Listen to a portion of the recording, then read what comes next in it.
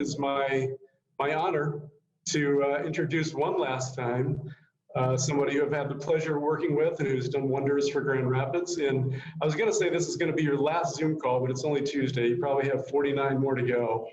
That's Right Place President and CEO Birgit Close. Birgit. Yeah, thanks, Greg. And yes, I have a few more Zoom calls, but I'm really glad to be able to have this one today in the last few days of my being CEO of the Right Place, because the update we want to bring you today on a project that I embarked on with Scott Welch a little more than 2 years ago is somebody has a background noise. I don't know, is it for me?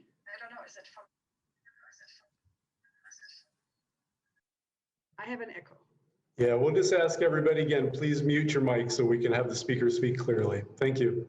Okay, so, you know, it's been 2.5 years, or almost 2.5 years since I met with Scott Welch, who has been a friend for a long time, to discuss an idea that both of us sort of came to from different ends, and that was the lack of diverse business ownership in our community of Grand Rapids, and really the lack of funding, particularly venture capital funding, for entrepreneurs of color in our community. And we kicked this idea around over lunch in October of 2018. And he told me that he knew somebody who was actually in that business and was being very successful in that area. And that's Kwame Yanku, whom you'll meet in a little bit. And some of you have met Kwame. And he's in California, but he's a native of Cleveland, so he understands the Midwest. And so we got together, the three of us, and we cooked up a business plan. But we also needed money for the startup for this fund that we thought was a great idea to diversify business ownership in West Michigan. And so we approached two organizations, two companies, because we needed some seed money. And we went to Renee Tabin first. So shout out to Renee and thank you for your leadership. And she and her team embraced the idea of this fund immediately, at least the idea of a fund, and socialized it with her senior leadership. And then we went to Consumers Energy. And by the way, both Renee and Garrick Rashaw are on our board at the Right Place. And they embraced it immediately. And at that time, of course, it was Patty Pappy. And of course, Garrick is now the CEO. And so we raised $400,000, and I'm thrilled to announce that DTE Energy has joined us with the foundation to also add to our seed fund. And that money really allowed us to stand up the fund. And the fund is really designed, and you'll learn more, to invest in diversification and invest in entrepreneurs and owners, multi-generational owners of color. I want to thank those seed investors again, Bank of America and Consumers, and now, of course, DTE. A lot has happened since we introduced that idea exactly a year ago this month in similar kind of weather conditions in West Michigan, and got going. And now remember, this was January. We went into a pandemic in March, but we soldiered on, Kwame, Scott, and I, and continued to refine the idea for the fund, and then started to work with Warner Norcross to really create the legal entity for the fund. And so the fund became its own entity in early May of 2020. Again, not to underestimate that we're doing all of this with Zoom calls like this, nothing in person, because we couldn't. And at the same time, we started raising our first money for the fund. So today, we want to give you an update a year later. Where have we come from and how far have we come? And we've come a long way. And I'm very proud of the work that we have done. And I'm joined, of course, by my two partners, Scott Welch and Kwame Yanku.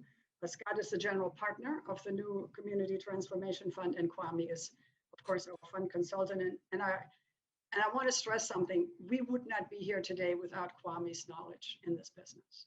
And one thing I learned from Kwame is that there's a lot of venture fund money floating around for young, white, kids coming out of Stanford, but not so much for young people of color. And it has really strengthened my resolve that this fund is a really, really important thing to bring about in West Michigan.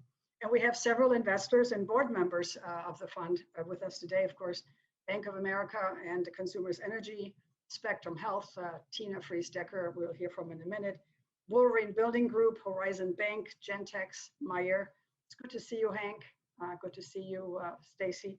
Mercantile Bank, and of course the DTE Foundation. So you'll be hearing from several of them shortly, and with that, I'd like to introduce Renee Tabin, of course, the Grand Rapids Market President of Bank of America, Tina Fries-Decker, the CEO of Spectrum Health. Tina, thank you again for your leadership, not just with the fund on the Right Place board, but also your intrepid leadership as the CEO of a large healthcare system during these really difficult times. And of course, Gary Grashow, the President and CEO of Consumers Energy. It's with deep gratitude that I acknowledge these three leaders as well as everybody else on this call, because without them, we wouldn't be having this update today. So without your commitment and your leadership and your belief that this is important for our community, I would not be standing here today with a really great report. And with that, I'll turn it over to Renee and Renee Tabin. And again, Renee is the market president for Bank of America. Thanks, Renee. Thank you, Birgit. It's an honor to join all of you today to mark this significant occasion. Can you hear me okay? Excellent. So we're really here to celebrate the growth and the progress of the new Community Transformation Fund. And I'm really proud to be part of one of the world's largest financial institutions, Bank of America. And we're in a very unique position to mobilize capital, to drive positive change. And as Birgit was mentioning, the need for advancing sustainable growth is greater now, maybe more than ever. And we at Bank of America are dedicated to making sure we're creating a pathway for economic stability, and we're improving the quality of life for those who live and work here in our community. And it was about a year ago that I was really pleased to be sitting here with my partners to share the news of our initial commitment of an anchor grant that would fuel the startup and bring the resources to help the fund come to life. And we were really excited to further support and develop that economic growth and prosperity, while at the same time increasing the ethnic and the racial diversity among our community's network of business owners. And so on June 2 of last year, Bank of America made a $1 billion 4-year commitment to advance racial equality and economic opportunity, of which $200 million was allocated to support Black and Hispanic, Latino, and other underrepresented minority and women entrepreneurs. And so this morning, Bank of America announced ongoing efforts to address this persistent gap in the access to growth capital and minority-led businesses. And to continue to grow and prosper, West Michigan must have a healthy and diverse community. So I'm very excited to share that as part of this morning's announcement, Bank of America will be making a substantial investment in the new Community Transformation Fund. And that's going to enable the fund to make its first investments in businesses owned by people of color. So our additional investment in the fund comes at a critical time. You know, as the health and humanitarian crisis continues, this need to ensure more access to capital and essential support services for entrepreneurs of color. So I'm very proud to be part of the Bank of America team and to be at the forefront of this exciting time here in West Michigan. So thank you. And it's my pleasure now to introduce you to Tina Fries-Decker, the President and CEO of Spectrum Health. Tina? Thank you so much, Renee, and thank you, Birgit, for your kind comments. It is such a pleasure to be here talking about this new Community Transformation Fund. When myself and Spectrum Health first heard about this fund about a year ago from Birgit, I remember how excited we were by this opportunity for us to be part of the investment, and we still are. And I do want to thank Birgit, Scott Welch, Bank of America, and Consumers Energy for having the vision to create this opportunity. Spectrum Health has long been committed to diversity, equity, and inclusion. And where we've made progress, we know that there is still more to do. This is a journey and a movement.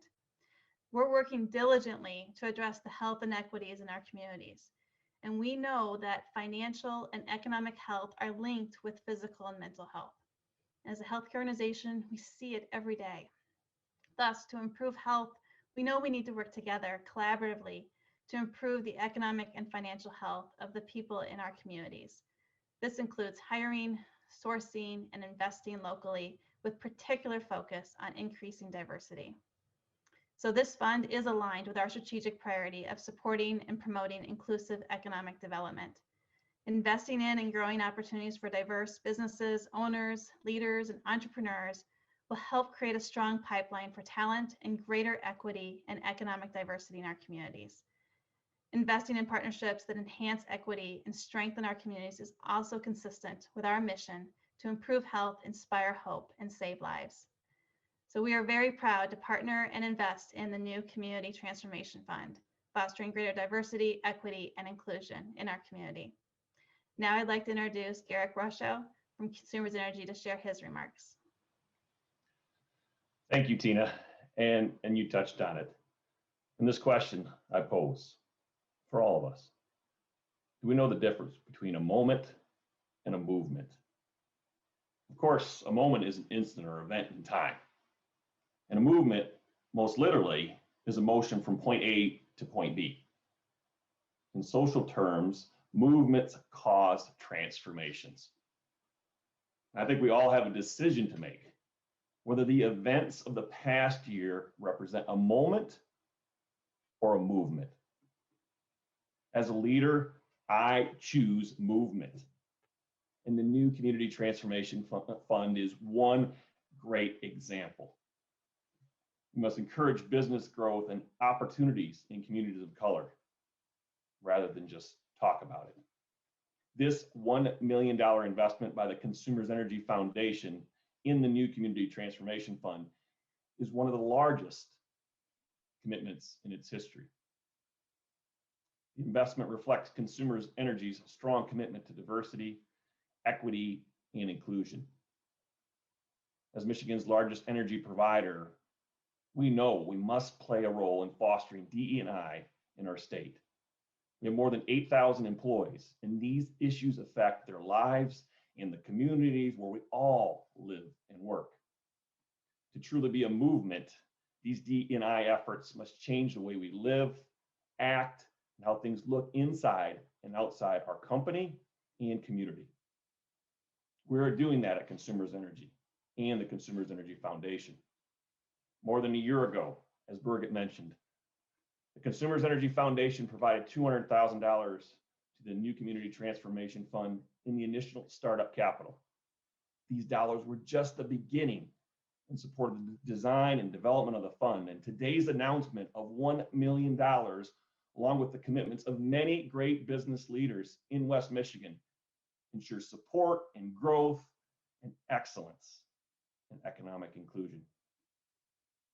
At Consumers Energy, we have an unwavering belief that West Michigan's continued success must be collective and inclusive of everyone. And the more that we can do to ensure this is a movement, the better off our entire state will be. Thank you. And I'll turn it over to Scott Welch.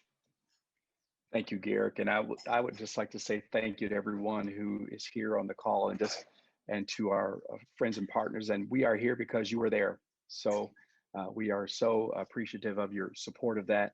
And just to kind of take you back a little bit, I think it was January 23rd of 2020 when we first did our in-person meeting with everybody to report out what we had done and kind of what we had planned to do.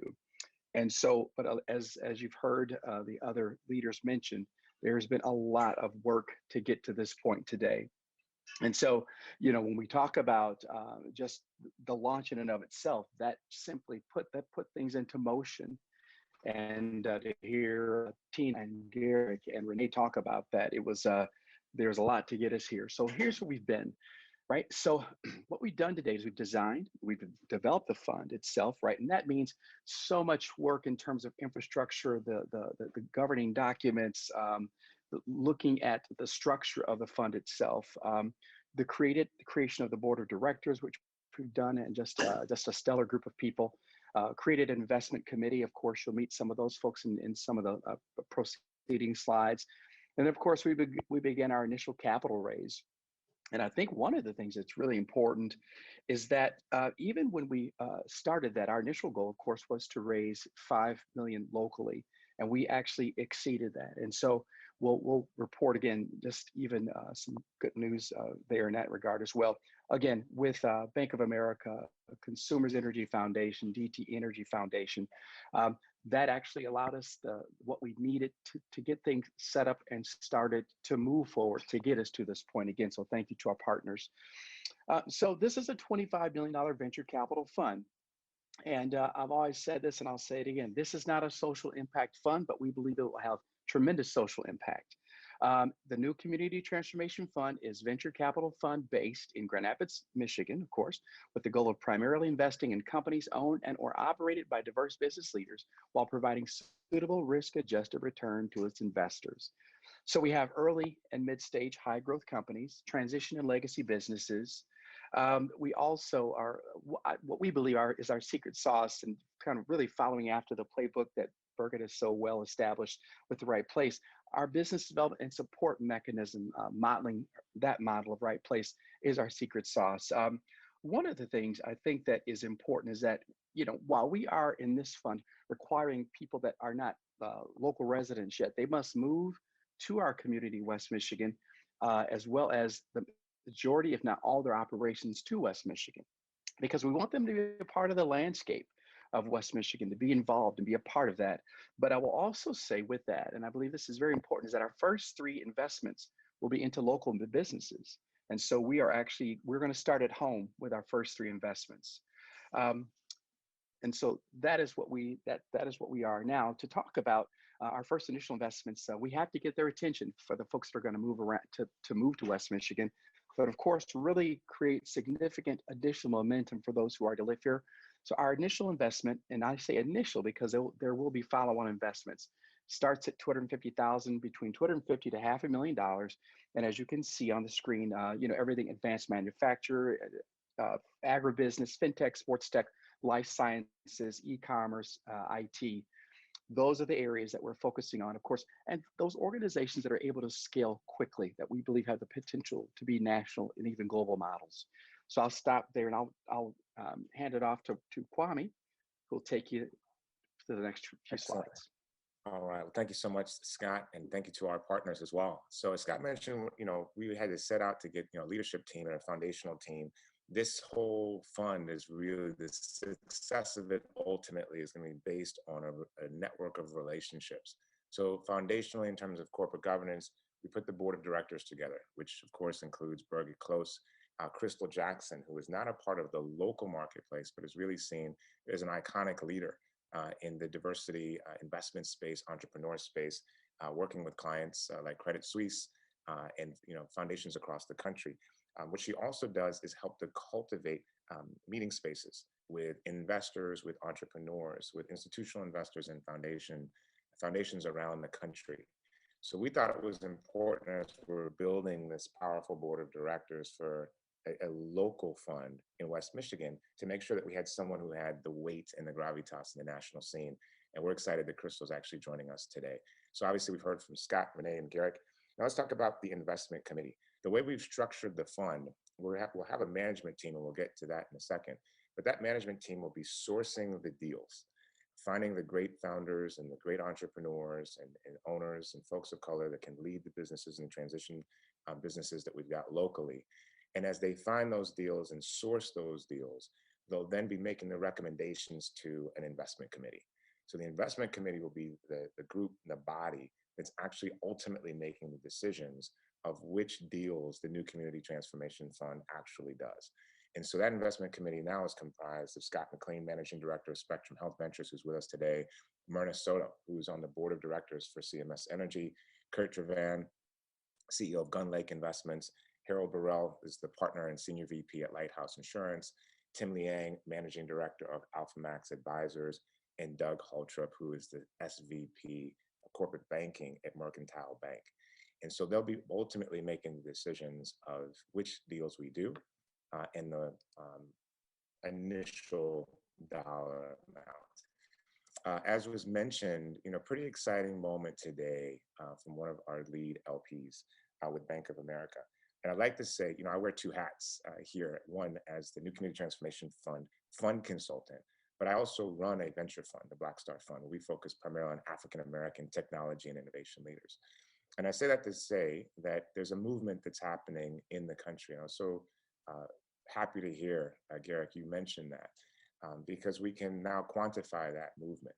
When you see that $1 million declaration today from Garrick with Consumers Energy Foundation investing as a limited partner in this fund, when you see Brian Moynihan, CEO of Bank of America on CNBC this morning, sharing the information you're seeing on the screen, $150 million commitment to 40 funds.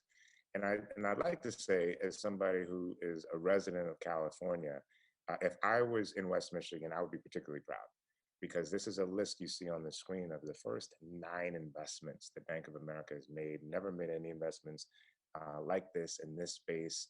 And for the New Community Transformation Fund to be one of those initial 9 is really remarkable. And it's a testament to the vision from the leaders that we've heard from and the commitment and the work that has been done to make all of this happen. We know that soon some great entrepreneurs will be receiving this investment. They're going to be building and hopefully hyper accelerating the growth of those businesses, creating jobs and creating economic stability, for those communities in West Michigan. But they're not going to know all of the work that was done ahead of time.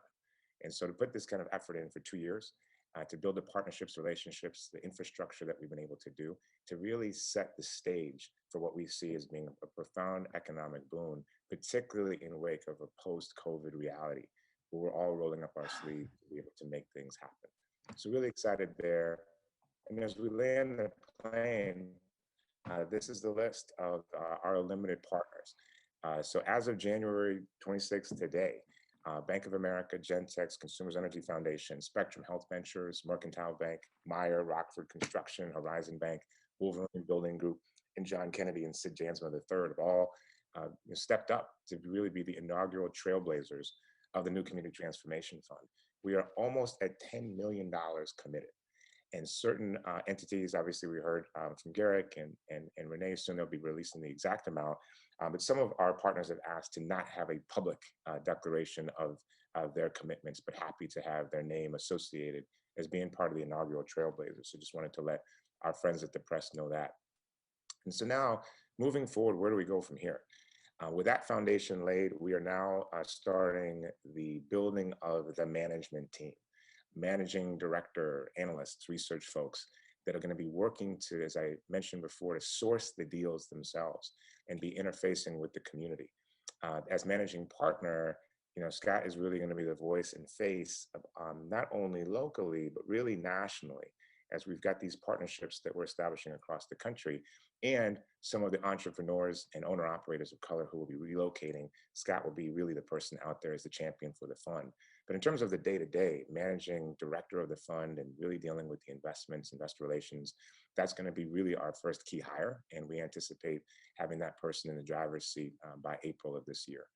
Then building the business development partnership network as well locally, so that as we're making those investments, those companies have great partners locally that they can work with to hyper accelerate their growth. Of course, we're beginning the capital deployment, and then we're going to complete the capital raise. We want to finish that $25 million raise with the momentum that's happening nationally, with all of the excitement that's happening locally. We feel that we'll be able to accomplish that goal by year's end. With that, Scott, I will turn it back over to you. Okay, so just to give an opportunity and again, first of all, thank you again for all who've made the time to attend. We greatly appreciate it, greatly appreciate your interest, and so excited about having something that is unique as this coming out of West Michigan. I believe, again, we've already, it has already been it is in the forefront of the news today nationally, but it's really important that we do this work here. I wanted to start just by thanking you and then asking particular folks in the media just as a starting, but then we'll also have you have opportunities for those folks that I don't necessarily call, and we'll open it up after our first 4. So I want to actually have Mark Sanchez from MyBiz. Want to open the floor to him quickly for his first initial questions. Hi, Mark. Hi, good afternoon. You hear me okay? Yes. They're coming through good. Been obviously writing about this a number of times during the year. Curious, from a couple of perspectives, when you talk about trying to reach that ultimate 25 million goal by the end of this year, what's the pipeline like? First, the pipeline for prospective investors, and what's the landscape out there for fundraising? Also curious on what's the pipeline, potential pipeline for deals once you start making those first investments. Great question, Mark. Kwame, you want to Sure. answer that one? Yeah, so thanks, Mark. So within the pipeline, I can quantify it. The work that we've done right now, we have about $17 million in the pipeline for folks who are very excited about this fund and looking to make a significant investment. With that momentum that we see with Bank of America this morning from their corporate headquarters announcing, we're seeing this trend happening across the country. You'll recall in the early part of June, post the social unrest, this is where we saw everyone from SoftBank to Google to major banks and energy companies around the country making at least $100 million commitments. And so obviously it takes time to put that infrastructure in place. Now we're starting to see those commitments and those deployments starting to happen. So we know that at the family office level, at the corporate level, that there is an appetite and a hunger to be able to deploy this capital. The other thing I think that's important is that these institutions are not making these investments in silos. As investors, we work together, and I think this is part of what's going to ensure the success of the new Community Transformation Fund, because these investors are not only investing capital, but they're investing the additional resources, and they're working together to help make them successful. With respect to deal flow, there's been something happening over the last probably 5 to 7 years in the country, which is very powerful accelerators and incubators. And these accelerators and incubators across the country have been helping to take a founder from an ideation to the beginning of a solid business. And so the relationships that we have as fund managers are helping to aggregate great deal flow. And as, again, someone who's investing, I've invested in almost 14 companies led by folks of color. And I can tell you that the pipeline is robust with incredible companies across different industries. So we're very comfortable with that pipeline and feel that we'll have some great companies outside of West Michigan that'll relocate. But of course, as Scott said, that we'll start locally with the first 3. Follow-up question, if I may. Sure. I notice in looking at your the individuals appointed to your board of directors, Kurt Trevan's on there. Is there a potential for some of your investments to go to Indian country and invest in Native American-owned entrepreneurs and companies? Mark, it's the investment committee, not the board of directors. Just fair enough. Is that a potential to direct some of that as well in that direction? I think there are always opportunities for partnerships, Mark. I mean, really, again, as we focus, the fund is for communities of color, right? And so there are always opportunities, and that is really what makes the pipeline so robust. That we have the opportunity to work with a lot of different ongoing, organizations and entities. And so, yeah, we definitely not say no to that. So I think there is an opportunity always for those types of partnerships and collaborations. Thank you. Thanks, Mark. I want to call on Brian McVicar from mlive.com. Everyone. Hi, Brian. One question here. Timeline, when do you folks anticipate being able to maybe hit that 10 million and start making those first investments in companies? Sure. So yeah, so quickly, so with respect to the 10 million, right now it really looks like next month. So by being able to get that finished, and then we'll have the management team in place, we believe by early April. Realistically, with due diligence, you're probably looking at the first investments being late summer to be able to start that process. Great, and just one quick question on funds raised. So to date, you folks have firm commitments for 8.5 million, but then there's another, you said 17 million in the pipeline beyond that, Kwame? Did I hear you right? It's more than 8.5. It's a little under 10. So you'll be hearing, soon when it's at 10. Mm-hmm. Yes, 17 million in the pipeline. And that's, within the state of Michigan, West Michigan, and nationally as well. Very good. Thank you, Brian. I'd like to call now on Joe LaFergie of Wood TVA. Hi, Joe. Mute, Joe. Yeah, you muted. There, finally. There he is. There we go. I apologize. I lost internet connection for a few minutes. I apologize if somebody's already answered this, but what impact did the pandemic and the social unrest this summer have on your efforts to those first year money raising efforts? Initially, Joe, I thought it would really cause it to be more difficult, but it wasn't. I think those events, unfortunately, served as almost a catalyst. Garrett talked about it earlier. We're in the midst of a movement. This is not a moment. And so it actually propelled us. We had not one cancellation, Joe, of any of the potential investment presentations. They just simply went online. And so, when we look at things such as the pandemic, such as the social unrest of this year, trying to essentially make something positive out of something that was very, very, negative and troublesome. But it really, I believe it actually helped us because it brought focus to what actually needed to happen. And even as Tina alluded to and Renee as well, the things that we need to do, they're connected with each other. And so, from healthcare and the banking to reduce racial equity and strengthen communities of color financially, it really created this opportunity for us, I believe, to get to this point. Any other question from you, Joe? You're all set. This is Birgit, if I could add something, Joe. We started down this movement or this path before the pandemic, long before the pandemic, and long before George Floyd. So it was an idea that we felt really needed to come to the fore, because if you look at the makeup of our entrepreneurs, of our community, and ownership of businesses, yes, we have a large number of minority-owned businesses, but most of them, and this is not a negative, please, are lifestyle businesses. We only have a paltry handful of wealth-creating, multi-generational businesses owned by people of color in this region, and I mean the region. And so, what the fund really is meant to do is to increase ownership and multi-generational wealth creation, so that the ownership in 5, 10, 15 years in this region looks different than it does today. And that they can then become investors themselves, keep companies locally owned as the transitions happen between generations.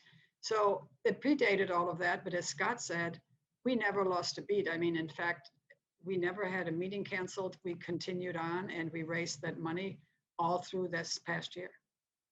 It was not an issue at all. It was quite astonishing, but I think also indicative of the community. Thanks, Birgit. Thank you, Joe. Lastly, would like to call on Daniel Boothe, WGVU Public Radio. Daniel?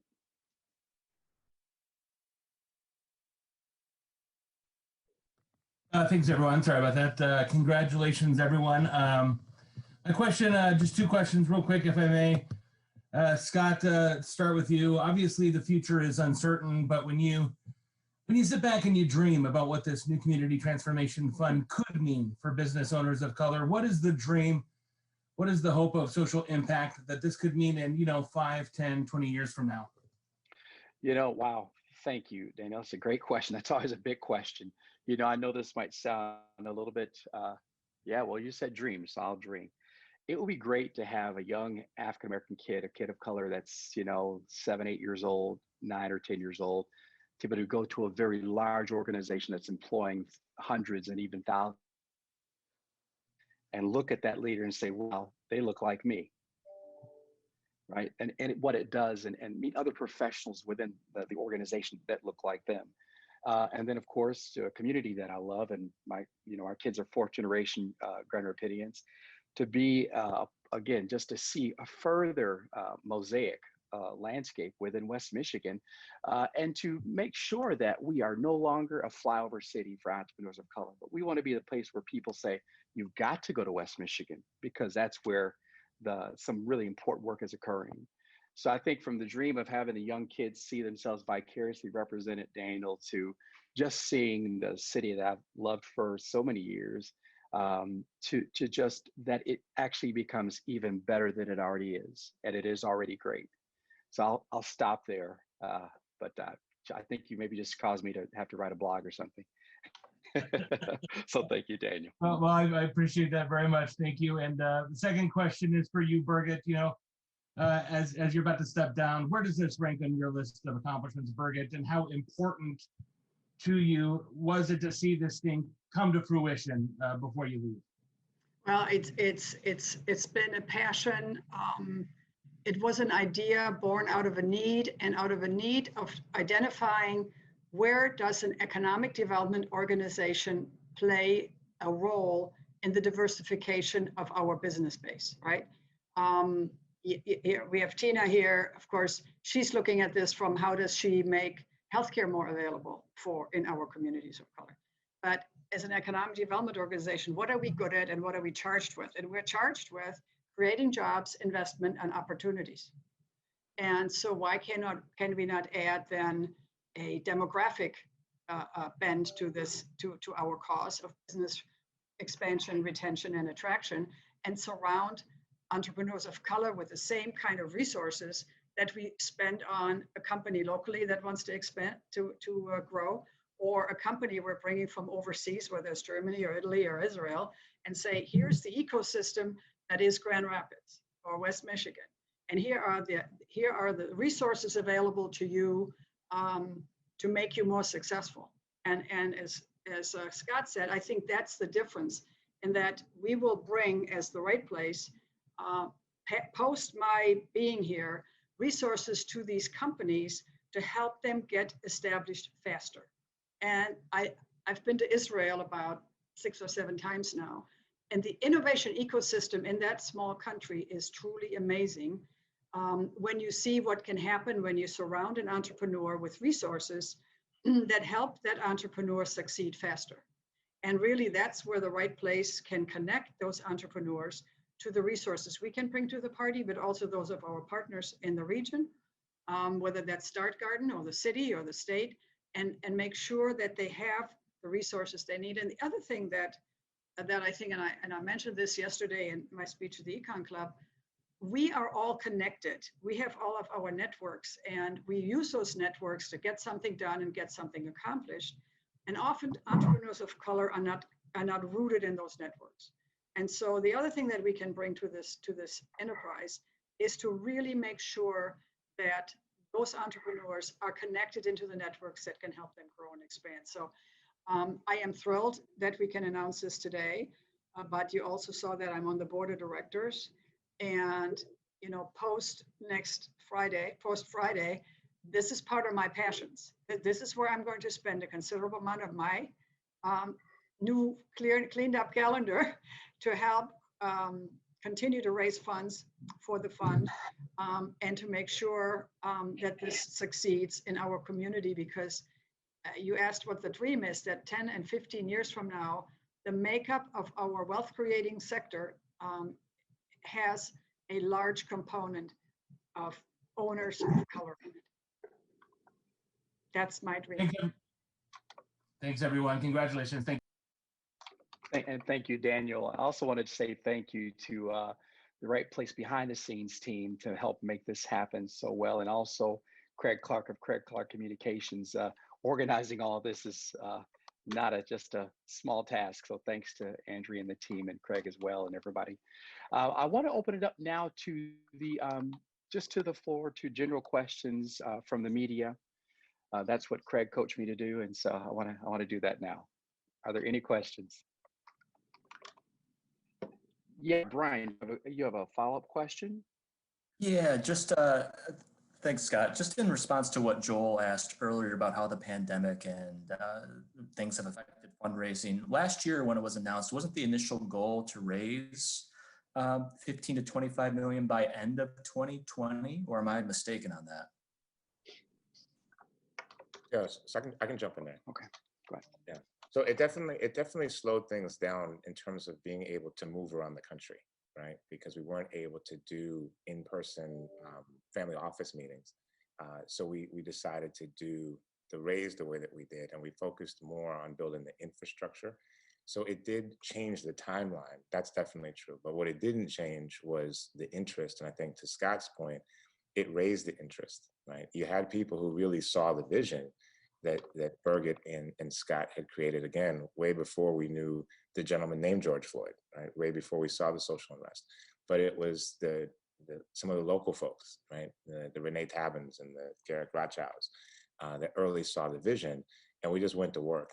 I think what happened in light of everything was that nationally, people really started to not just see that something needed to happen, but started to say, how can we think of things in a different way? And how can we think of things in a more substantive way? And I think that changed. So be all of that as it may, as COVID did what it's done, and hopefully we're going to be on the downward slope with the momentum that's happening, with the announcements that have been made. We think that this is going to be, there's just such a strong receptivity in the country. So we think definitely by year's end that we should be able to hit our goal. Thanks, Brian. Any other questions? Scott, Mark Sanchez posted a question in the chat. Do you see that? I don't, Craig. Okay, that was just to me. Mark, you want me to ask it, or? I can ask. Thanks, Craig. All right. Scott, you were quoted in the news release that went out today that you've received interest from other communities, other large cities around the country. Just curious if you could kind of elaborate, engage that interest, how many inquiries, how many cities, and if you can even name what markets have you been contacted by. Well, sure. Thank you, Mark. I could actually defer this question. I think that Renee Tabbin could give a lot more texture to that. So Renee, I'm going to defer to you, and you can kind of answer Mark's question. Thank you, and great to see you, Mark. We talked about the importance and the impact of networks earlier, and boy, you put a bunch of people together that are connected, and you start thinking big, good things happen. I can tell you that within my network and partnering with Kwame, Scott, and Birgit, it just so happens that places like Denver, places like Sacramento, places like Miami seem to have the same demand for what we're trying to achieve with the fund, the same thinking in terms of what's possible. And then you start thinking about these networks of people, other people who have either access to the entrepreneur network, or access to the capital, or access to those thinkers in those cities. I can tell you that just in the last few weeks, we've had conversations with those cities I mentioned, and a few other ones have started to come in as well. So I think really the opportunity to duplicate this model is very strong, very promising. Thank you, Renee. Thank you, Renee. Thanks, Mark.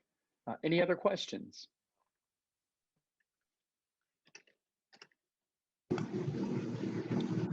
All right, I'm not seeing any either.